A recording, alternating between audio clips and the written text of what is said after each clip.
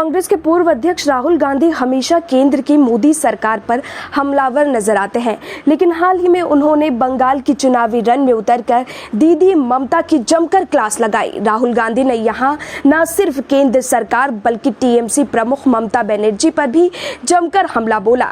दरअसल दार्जिलिंग में आयोजित एक चुनावी रैली में राहुल गांधी ने कहा कि बीजेपी के पास देने के लिए नफरत और हिंसा के अलावा कुछ भी नहीं है।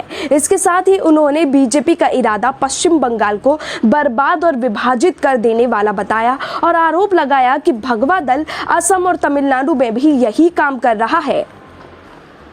वहीं साथ ही उत्तरी दिनाजपुर में एक रैली में कांग्रेस नेता ने कहा कि बीजेपी सोनार बांग्ला बनाने की बात करती है, लेकिन उसने पूरे देश को बर्बाद कर दिया है। राहुल गांधी ने सत्ताधारी तृणमूल कांग्रेस पर भी निशाना साधा। उन्होंने कहा कि पश्चिम बंगाल इकलौता ऐसा राज्य है जहां आपको नौकरियां पाने के लिए कट मनी देना पड़ता है। राहुल गांधी ने कहा कि असम के लोग कहते हैं इनके इतिहास और संस्कृति पर हमला हो रहा है। तमिलनाडु और बंगाल में भी ऐसा ही हो रहा है। बीजेपी और आरएसएस जहां जहां जाते हैं वहां वहां घृणा फैलाने का काम करते हैं। साथ ही पूर्व अध्यक्ष राहुल गांधी ने पिछले साल फरवरी में कहा था कि कांग्रेस के सभी नेताओं ने सामूहिक रूप से प्रधानमंत्री से कहा है कि भारत में कोविड से प्रभावित ज्यादा राज्य हैं। आप अर्थव्यवस्था, प्रवासी मजदूरों और छोटे स्तर के उद्योगों को बचाने की तैयारी शुरू कर दीजिए।